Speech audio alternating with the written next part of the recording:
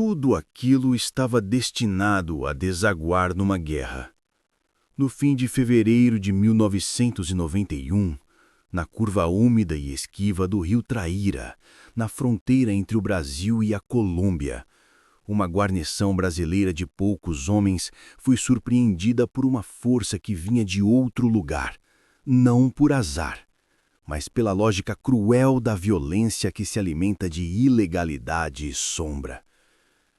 Aquela noite iria provocar uma resposta que atravessaria fronteiras, linhas de comando e segredos, e que, apesar de discreta, lançaria um sinal inequívoco. O Brasil responderia com força quando seu solo fosse atacado. O cenário que levou ao confronto nasceu de motivos quase econômicos. Garimpeiros ilegais transformavam áreas remotas da Amazônia em pontos de financiamento para facções armadas. A presença do destacamento em Traíra não era apenas militar, era uma tentativa de pôr ordem naquela anarquia.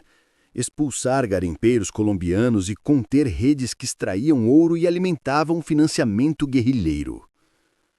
Essa repressão às fontes de renda das Farc acendeu a fagulha. No dia 26 de fevereiro, um grupo de cerca de 40 homens, autodenominado Comando Simão Bolívar, cruzou o rio e atacou o destacamento Traíra. O posto, em instalações semipermanentes e com apenas 17 militares, foi tomado de surpresa.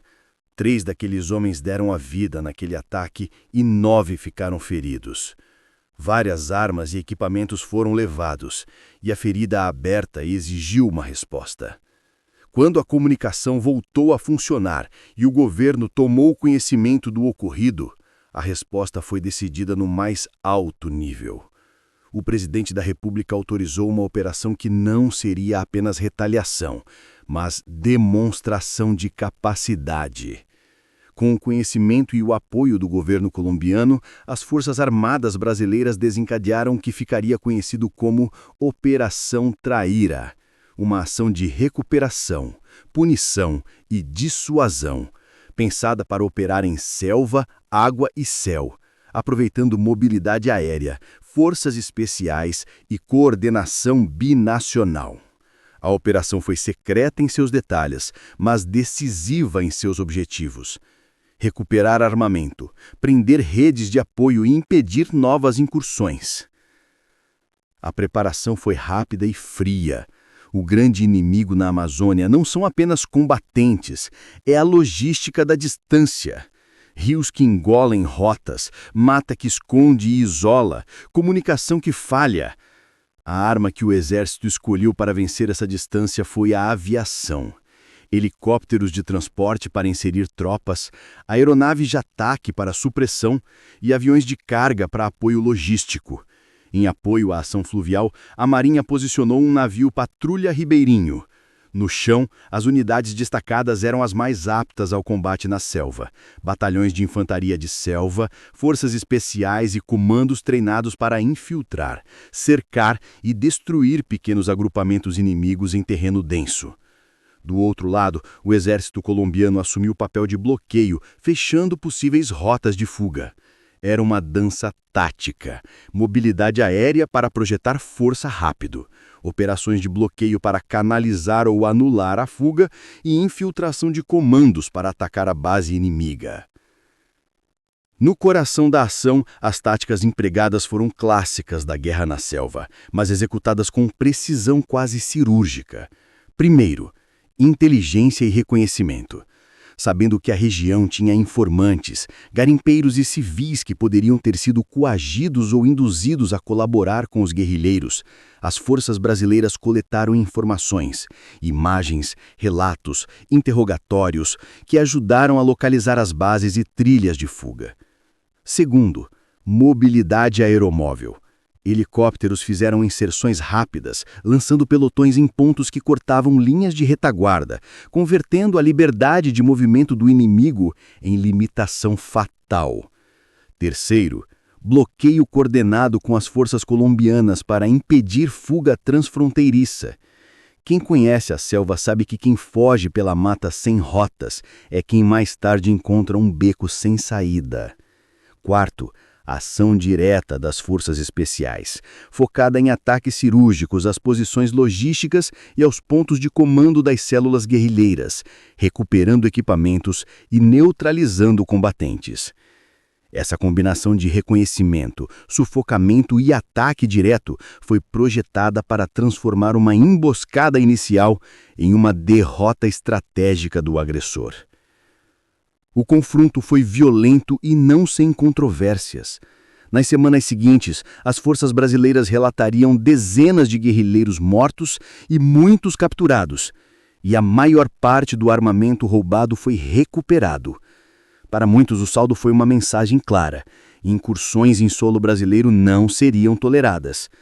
Para outros, surgiram dúvidas sobre a legalidade de ações que ultrapassaram fronteiras ou operaram em zonas fronteiriças delicadas. Houve investigações e questionamentos sobre possíveis excessos e sobre quem exatamente deveria responder por eventuais invasões de território colombiano. A guerra na fronteira é sempre essa interseção entre necessidade de segurança e limites jurídicos. Mas, além dos números, o que define Traíra foi o efeito psicológico. Numa região onde o Estado quase não se fazia presente, a emboscada inicial expôs vulnerabilidades. A resposta expôs determinação. O relato dos acontecimentos passou a integrar a memória operacional do Exército.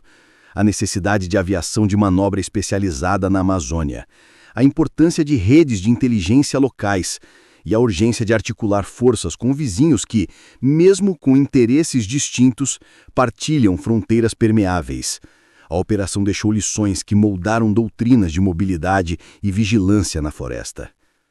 Narrar Traíra é também narrar a selva como personagem, a umidade que arrasta perfumes de chuva e pólvora, a mata que absorve passos e som, os rios que são estradas e armadilhas.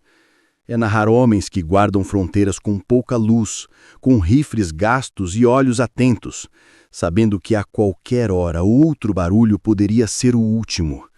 É narrar improviso da tropa que se reacostuma à guerra depois de décadas, que aprende a contar recursos e a depositar confiança em helicópteros vindos do alto como se fossem anjos de metal.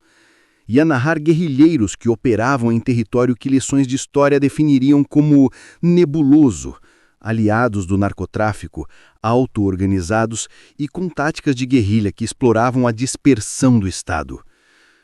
No fim, Operação Traíra não foi apenas um episódio de vingança imediata. Foi um ponto de inflexão. A resposta sinalizou que a Amazônia, embora vasta e isolada, não era espaço para impunidade inexorável. O Estado mostrou capacidade de projetar força e de aprender com a ferida infligida. Aperfeiçoou mobilidade, reorganizou vetores aéreos e reforçou a coordenação com vizinhos. Ainda hoje, quando se fala em segurança na fronteira amazônica, as lições daquele inverno de 1991 aparecem como advertência e roteiro, não como glória fácil, mas como um lembrete sombrio de que na geografia da violência, silêncio não significa paz. Operação Traíra permanece para além das controvérsias, como um capítulo onde o Brasil demonstrou vontade de proteger seu território e ao mesmo tempo enfrentou as complexidades morais e jurídicas de combater um inimigo que se alimentava das sombras da economia ilegal. É um episódio que convoca perguntas. Até que ponto se justifica cruzar fronteiras por segurança? Como equilibrar direito internacional e sobrevivência local? E, sobretudo, como reparar a ferida de vidas perdidas e comunidades despedaçadas por conflitos que a história às vezes tenta enterrar? Estas não são perguntas fáceis, mas são ecos que permanecem.